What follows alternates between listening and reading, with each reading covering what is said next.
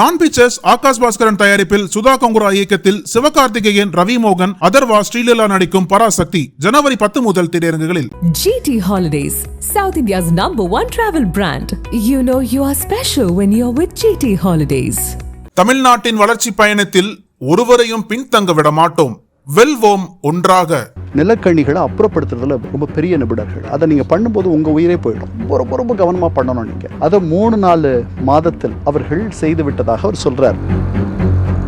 அதே மாதிரி இவர்களும் அந்த 38வது அக்ஷரை தாண்டி போய் சண்டை போட்டா எங்க ஒருவேளை அமெரிக்கர்கள் இது உள்ள வந்துருவாங்களோன்னு சொல்லிட்டு, அப்ப சண்டை அவங்களுடைய இடத்தை காப்பாத்திக்கிறதுக்காக மட்டும்தான் பெருமளவு நடந்துச்சு. யாரை பார்த்து பயப்படுறாரு கிம் ஜாங் உன் இவ்வளோ ஆயுதங்கள் வச்சுக்கிட்டு? அமெரிக்கர்கள் எப்படி ஈரான்ல நடந்துச்சோ அந்த மாதிரி அங்க நடந்துருமோன்ட்டு அவர் பயப்படுறார். அமெரிக்க அதிபர் ட்ரம்ப் அவரோடு பேசுவதற்கு அவருடைய ட்வீட் எல்லாம் நீங்க படிச்சு பார்த்தீங்கன்னா ஏங்குறார் அதிபர் ட்ரம்ப் அவரோட பேசுறதுக்கு. தென்கொரியாவில் இருப்பவர்கள் ரொம்ப ஏங்குறாங்க. மொத்த கொரியாவும் எப்படி ஜெர்மனி ஒன்னாச்சோ அந்த மாதிரி ஆகணுன்ற ஒரு எண்ணம் அவர்களுக்கு இருக்கு. அவர் என்ன சாப்பிட்றாரு, எப்படி போறாரு, என்ன பேசுறாரு, இதெல்லாம் நமக்கு மர்மமா இருக்கு. ஆனால் அந்த மர்மத்தினாலேயே ஒரு பெரிய பிம்பம் அவருக்கு இருக்கு, சுவாரஸ்யம் இருக்கு இந்த மாதிரிலாம். அதனால அவர் ஒரு பெரிய ஒரு வசீகர தலைவராக தான் இருக்கார், அட்லீஸ்ட் ட்ரம்ப்புக்கு. அவர் தன்னுடைய கட்டுப்பாட்டில் அதில் வைத்திருக்கார். அவர் எந்த அளவுக்கு வந்திருக்காருன்னா, இன்னைக்கு அவர் ஒரு 14,000 துருப்புகளை ரஷ்யர்களுக்கு அவர் கடன் தரக்கூடிய அளவுக்கு அவர் வளர்ந்திருக்கார். 14,000 துருப்புகள், வடகொரிய துருப்புகள் கர்ஸ்க்குன்னு சொல்லிடுற ஒரு ரஷ்ய பிரதேசத்தில் போய் பல மாதங்கள், அதாவது போன ஆண்டு போனாங்கன்னு நினைக்கிறேன், கிட்டத்தட்ட 1 வருஷத்துக்கு மேலே அங்கே இருந்து அவர்கள் பெரிய நிபுணர்கள். எதுலன்னா நிலக்கணிகளை அப்புறப்படுத்துறதுல ரொம்ப பெரிய நிபுணர்கள். அதை நீங்கள் பண்ணும்போது உங்கள் உயிரே போயிடும். ரொம்ப கவனமாக பண்ணணும். நீங்கள் அதை 3-4 மாதத்தில் அவர்கள் செய்து விட்டதாக அவர் சொல்கிறார். அவர் ஒரு 5 பேர் வீல் சேரில் இருப்பாங்க, அவங்கள போய் அவர் கட்டி பிடிக்கிறதெல்லாம் நீங்கள் பார்த்துருப்பீங்க. இப்போ சமீபத்தில் அவங்க அந்த வேலையை பண்ணிட்டு வந்திருக்காங்க. அதில் 9 பேர் இறந்து போயிட்டாங்க. அவர்கள் யுக்ரைனுக்கு போகலை, அவர்கள் இருந்தது ரஷ்யா உள்ளதான். இதே சிக்கல் தான் அங்கேயும் இருந்துச்சு. இந்த 38வது அக்ஷரேகையை தாண்டி எந்த துருப்பும், அதாவது மெக்கார்த்தர் கிட்ட இருந்த துருப்பும் போகிறதுக்கு தயங்குச்சு. அதே மாதிரி இவர்களும் அந்த 38வது அக்ஷரையை தாண்டி போய் சண்டை போட்டால் எங்கே ஒருவேளை அமெரிக்கர்கள் இது உள்ள வந்துருவாங்களோன்னு சொல்லிட்டு, அப்போ சண்டை அவங்களுடைய இடத்தை காப்பாற்றிக்கிறதுக்காக மட்டும்தான் பெருமளவு நடந்துச்சு. வெகு சில நேரங்களில் மட்டும்தான் 1950 இவர் ஒரு சராசரி ஒரு மரபு ரீதியான படையெடுப்பை இவர் நடத்தும் பொழுது தான், கிம் இல் சாங் இவருடைய தாத்தா நடத்தும் பொழுது தான் 2 தரப்பும் 2 பக்கமும் போகிறதெல்லாம் நடந்துச்சு. அப்போ தான் உங்களுக்கு ஐக்கிய நாடுகள் சபையினுடைய தீர்மானத்தில் இந்த நாட்டை ஒன்றுபடுத்தணுன்ற மாதிரி ஒரு தீர்மானம் அந்த தீர்மானத்தின் கீழ் கொலம்பியாவிலிருந்து துருப்புகள் வந்துச்சு, உங்களுக்கு பிலிப்பீன்ஸ்லேருந்து துருப்புகள் போச்சு. இந்த துருப்புகள்லாம் யாரோட சண்டை போடுறாங்கன்னா, இப்போ இருக்கிற கிம் ஜாங் உன்னுடைய தாத்தாவனுடைய இராணுவத்தோடவும் அவருடைய வீரர்களோடும், சீனர்கள் 20,000 பேர் போனாங்கன்னு சொன்னோம் இல்லையா, அவர்களோடும்.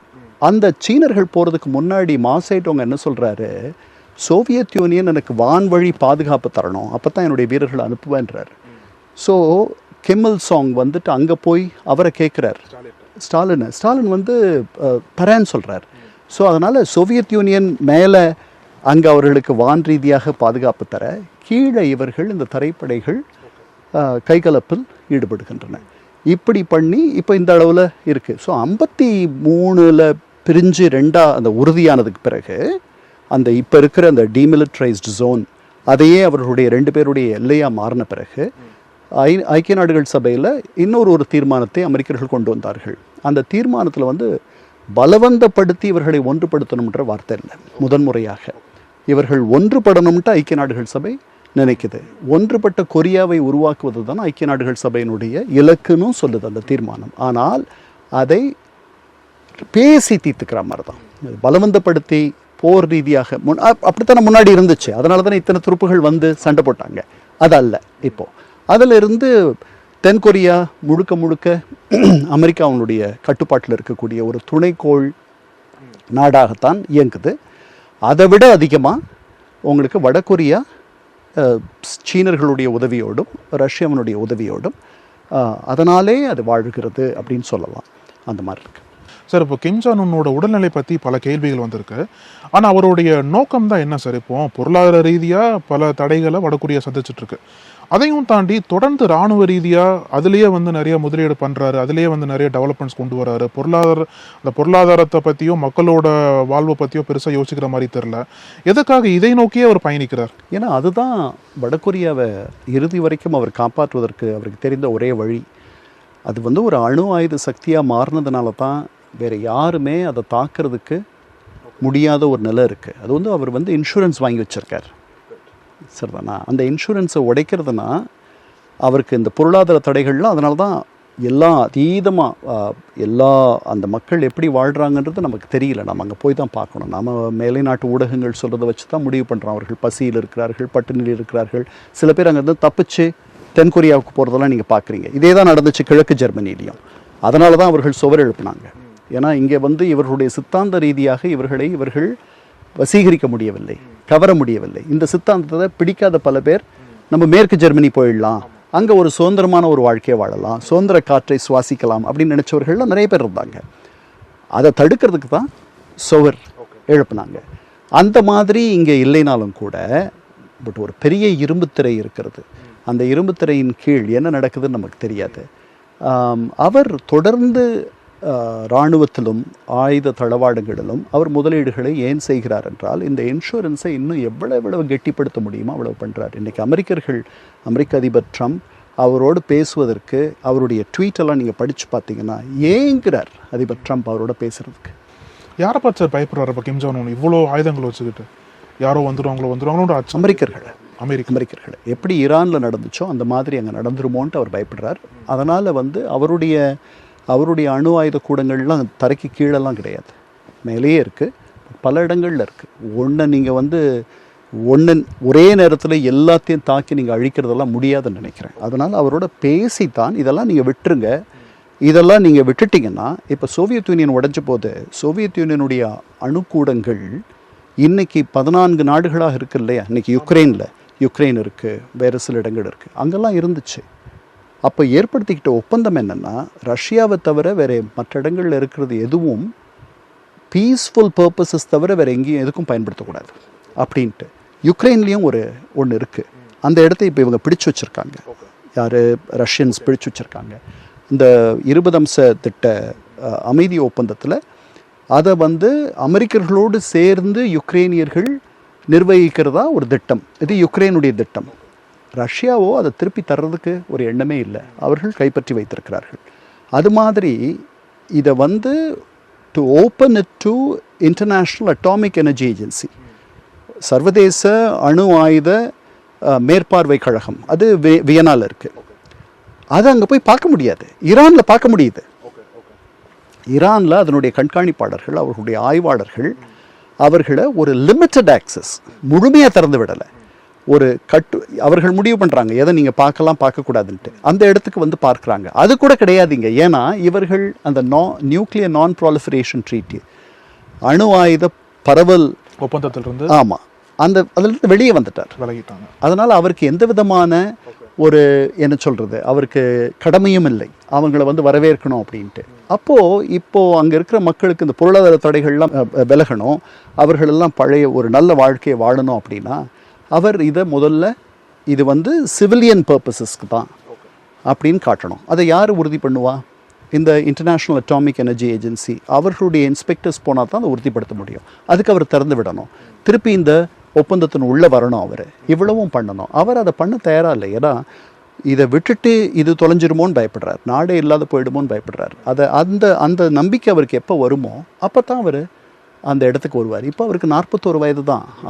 அவர் பெருசாக இருக்கார். அவருடைய தந்தையார் 70 வயசுலேயே இறந்துட்டார். நான் நினைக்கிறேன் கார்டியாக் அரெஸ்ட்டில் இறந்தார்னு நினைக்கிறேன். அதனால் அவர்கள் என்ன மாதிரியான ஒரு வாழ்க்கை வாழ்கிறாங்கன்னு தெரியல. ஆனால் ஒரு மிக மர்மமான ஒரு வாழ்க்கையை தான் அவர்கள் வாழ்கிறார்கள். சார், அப்போனா இயர்லி ஒன்ஸ் வந்து சவுத் கொரியாவில் இருக்கிறவங்க நார்த் கொரியா போய் பார்க்கலாம், அங்கெல்லாம் சொந்தங்கள் இருப்பாங்களா, அவங்கள பார்க்கலான்ற மாதிரி ஒரு ஒப்பந்தம் போட்டிருக்காங்களே சார். அதன் மூலிமா அந்த மக்களோட உரையாடல் எப்படி சார் இருக்குன்னு பார்க்குறீங்க? இல்லை, மக்கள் தென்கொரியாவில் இருப்பவர்கள் வந்து ரொம்ப ஏங்குறாங்க. இது மொத்த கொரியாவும் எப்படி ஜெர்மனி ஒன்றாச்சோ அந்த மாதிரி ஆகணுன்ற ஒரு எண்ணம் அவர்களுக்கு இருக்குது.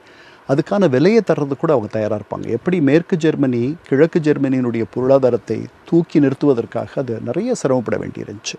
ஏன்னா அவங்களுக்கும் இவங்களுக்கும் சமமே கிடையாது. அவங்க இவ்வளோ கீழே இருந்தாங்க, இவங்க மேலே இருந்தாங்க. இப்போ இவங்களோட சேர்ந்ததுனால அவங்க கொஞ்சம் கீழே போய் அப்புறம் இவங்களை திருப்பி இழுத்துட்டு மேலே போக வேண்டியிருந்துச்சு. அது மாதிரி தென்கொரியாவில் இருப்பவர்கள் அதே மாதிரி எப்படி மேற்கு ஜெர்மனி பண்ணுச்சோ அந்த மாதிரி பண்ணுறதுக்கு அவர்கள் ஆவலாகவும் ஆர்வமாக இருக்கிறாங்க. வடகொரியாவில் இருக்க மக்கள் என்ன மாதிரி நினைக்கிறாங்கன்றது நமக்கு தெரியாது. இங்கே வந்து நமக்கு எல்லாம் தெரியும், அங்கே தெரியாது. ஆனால் இப்போது இந்த தொடர்ந்து இந்த சர்வதேச ஈடுபாட்டு காரணமாக, என்கேஜ்மெண்ட் காரணமாக, அப்புறம் 2 கொரியாவும் பேசிக்கிட்டு இருக்காங்க. அந்த அமெரிக்கர்களுடைய உதவியோடு, சோவியத் யூனியனுடைய உதவியோடு ரஷ்யாவுடைய உதவியோடெல்லாம் பேசிக்கிட்டு இருக்காங்க. அப்படி பேசிகிட்டு இருக்கும்போது அவர்கள் ஏற்பாடு செய்து கொண்டது தான் இது. 2 பக்கமும் பிரிஞ்சிருக்க குடும்பங்கள் வரைக்குமாவது பார்க்கலான்ட்டு. அது வந்து ஒரு மனிதாபிமான ஏற்பாடு, ஒரு ஹியூமனிடேரியன் அரேஞ்ச்மெண்ட், அவ்வளோதான். அதில் நீங்கள் அதிகமாக எதுவும் படிச்சிடக்கூடாது. ஆனால் சார், இப்போ இத்தனை ஆண்டுகளாக அங்கே போர் சூழல் அதிகமாக போயிட்டுருக்கு. இன்னும் ஏன் இந்த சூழல் மாறாமல் இருக்குன்னு பார்க்குறீங்க சார்? ஏன்னா தொடர்ந்து நார்த் கொரியாவில் நீங்கள் சொன்னது போல் 25 லட்சம் மக்கள் இறந்து போயிருக்காங்க இது வரைக்கும் அந்த போரில்.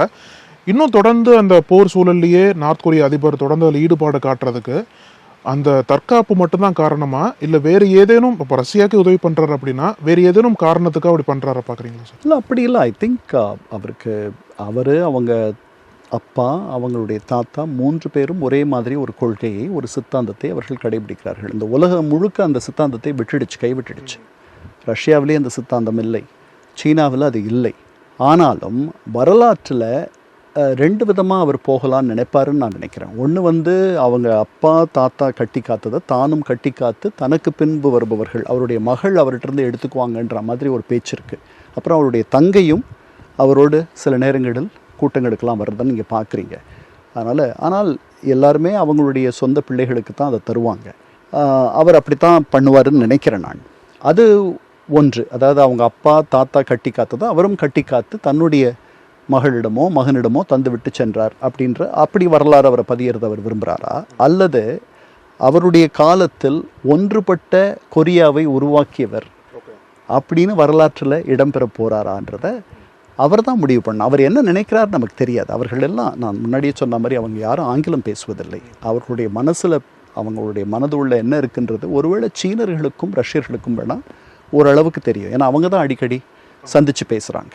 அவர் முதல் 5 வருஷம் ரஷ்யாவே போகலை. அவர் ஆட்சிக்கு வந்த பிறகு தொடக்கத்தில், அதுக்கு பிறகு தான் போனார். இல்லை, ட்ரெயினில் தான் போகிறாரு. ஆமாம், அந்த ட்ரெயின் வந்து ஹை செக்யூரிட்டி ட்ரெயின். அதாவது இங்கே இந்த ஜி கேட்டகரின்னு நம்ம சொல்கிறோம்ல, அந்த மாதிரி வந்து குண்டு துளைக்காத ஒரு ட்ரெயின். அவர் என்ன சாப்பிட்றாரு, எப்படி போகிறாரு, என்ன பேசுகிறார், இதெல்லாம் நமக்கு மர்மமாக இருக்குது. ஆனால் அந்த அந்த மர்மத்தினாலேயே ஒரு பெரிய பிம்பம் அவருக்கு இருக்குது, உலக அளவில் இருக்குது. உள்ளுக்குள்ளேயே அதை எப்படியோ அவர் தன்னுடைய பிடியை ரொம்ப இறுக்கமாக தளராமல் வைத்திருக்கிறார். இப்போ அவரை மாதிரி இருந்த பல சர்வாதிகாரிகள், சதாம் ஹுசேன் தோற்று போனார். ஏன்னா அவர் தன்னுடைய எல்லைக்கு மீறி போனார். அவர் குவைத்தை போய் 1990 படையெடுத்து போய் அதை இணைச்சிக்கிட்டார் பாருங்க. அதுக்கப்புறம் அது வரைக்கும் அவர் பெரிய சர்வாதிகாரியாக இருந்தார். அரபு உலகத்தில் அவர் பெரிதாக போற்றப்பட்டார். எல்லாம் நடந்துச்சு. ஈராக்கில் இருந்த மக்கள் ஒரு நல்ல வாழ்க்கையவே வாழ்ந்தார்கள். நாங்கள் ஒரு 5 வருஷம் வேலை பார்த்தேன். அங்கே இருக்க சாலைகள் எல்லாம் வந்து மேலை நாட்டு சாலைகள் மாதிரி இருக்கும். ஏன்னா அவர்கள் ஒரு மிகப்பெரிய எண்ணெய் தயார் செய்யும் நாடு. நான் வேலை பார்த்த பாஸ்டாவில் ஒரு நாளைக்கு 3 மில்லியன் பேரல்ஸ் எண்ணெய் தயார் பண்ணுறாங்க. நாம் அதிகமாக எண்ணெய் வாங்கும் நாடுகளில் 2வது பெரிய இடத்துல ஈராக் இருக்குது. அப்போ இருந்துச்சு, இப்போவும் அப்படி தான் இருக்கும்னு நினைக்கிறேன். அந்த மாதிரி ஒரு நாடு. அதாவது he bit more then he can சூ அப்படின்னு சொல்லுவாங்க ஆங்கிலத்தில். மெல்லக்கூடியதை விட அதிகமாக அவர் கடித்து விட்டார். அப்போ வாய் நிரம்பிடுச்சு, அவரால் கடிக்க முடியலன்னு. அந்த மாதிரி அவர் குவைத்தை படையெடுத்து பிடித்த உடனே ஒரு சர்வதேச ஒரு கோவலிஷன், ஒரு கூட்டணி உருவாக்கி அவர் கடைசியில் அவரை இறந்தே போயிட்டார். அந்த நாடும் ரொம்ப பாழ்பட்டு போயிடுச்சு அதுக்கு பிறகு. அதனால் இவர் அது மாதிரி எதுவும் பண்ணலை. இவர் வடகொரியாவை தற்காத்து கொள்ளுகிறார். அதுக்கப்புறம் தென்கொரியாவினுடைய ஆதிக்கம் இந்த பக்கம் வராத பார்த்துக்கிறார். அங்கே தென்கொரியாவினுடைய டெலிவிஷன் அதெல்லாம் இங்கே பார்க்க முடியாதுன்னு நினைக்கிறேன். எப்படி நம்ம நாட்டில் நாம் பாகிஸ்தானுடைய வலைத்தளங்களை பார்க்க முடியாது இருக்கோம், விபிஎன் போட்டு தான் பார்க்கணும். அதே மாதிரி அங்கே அந்த மாதிரி ஒரு பெரிய இரும்பு திரை கொண்ட ஒரு மாய உலகத்தை அவருடைய தந்தையாரும் அவருடைய தாத்தாவும் சிருஷ்டி செய்ததை அவர் கட்டி காக்கிறார். அந்த மாதிரி தான் அவர் வரலாற்றில் போகணும்னு நினைக்கிறேன். ஏன்னா அவர் இந்த அணு ஆயுத கூடங்களை முதலில் சர்வதேச கண்காணிப்புக்கு திறந்து விடணும். அது முழுமையாக வெறும் குடியியல் சக்திக்காக, எனர்ஜி பர்பஸஸ்க்காக பண்ணுறத அவர் காட்டணும். அவர் அந்த ஒப்பந்தத்துக்கு திருப்பி வரணும். இதெல்லாம் அவர் பண்ணணும். அப்படின்னா இதெல்லாம் நான் பண்ண பிறகு அதுக்கப்புறம் அவர் நினச்சபடி எதுவும் நடக்காது போயிடுச்சுன்னா அந்த எண்ணம் அவருக்கு இருக்கும்னு நினைக்கிறேன். ஏன்னா 2-3 தடவை அவர் ட்ரம்ப்பும் அவரும் சந்தித்து பேசிட்டாங்க. அவர் அமெரிக்கர்கள் கேட்டுக்கிட்ட எதையும் நீங்கள் ட்ரம்ப்னுடைய பழைய தேசிய பாதுகாப்பு ஆலோசகர் ஜான் போல்டன் அவருடைய புத்தகத்தை நீங்கள் படித்தீங்கன்னா ட்ரம்ப் நிறைய விட்டு கொடுக்கணும்னு நினச்ச மாதிரியும் அவரோட இருந்த பல கழுகுகள், ஹாக்ஸ், அவர்கள் பருந்துகள், அவர்கள் இல்லை வேண்டாம், அவர் ஏதாவது அணு ஆயுத கூடங்களை டிஸ்மேண்டில் அதை எடுத்துடுறேன், அதை இல்லாத பண்ணிடுறேன்னு ஒத்துக்கிட்டால் ஒழிய நாம் பொருளாதார தடைகளை விலக்க வேண்டாம் அப்படின்னு சொல்லி அவரை கட்டுப்படுத்த வேண்டியிருந்துச்சு அதிபர் ட்ரம்ப்னு சொல்லி அவர் எழுதுறார். ஸோ இந்த மாதிரிலாம் அதனால் அவர் ஒரு பெரிய ஒரு வசீகர தலைவராக தான் இருக்கார், அட்லீஸ்ட் ட்ரம்ப்புக்கு. நக்கீரன் டிவிக்கு சப்ஸ்கிரைப் செய்யுங்கள். உங்கள் ஆதரவே எங்கள் பலம். ஆசிரியர்களுக்கு நண்பனாகவும் மாணவர்களுக்கு ஆசானாகவும் திகழும் தேர்வு வழிகாட்டி. ஒவ்வொரு பாடத்திற்கும் அனுபவமிக்க ஆசிரியர்களின் துல்லியமான தெளிவான விடைகள். CNC இருக்கு, தேர்வு பயம் எதற்கு? இது தீரன் பப்ளிஷிங் ஹவுஸ் விற்பனை வெளியீடு.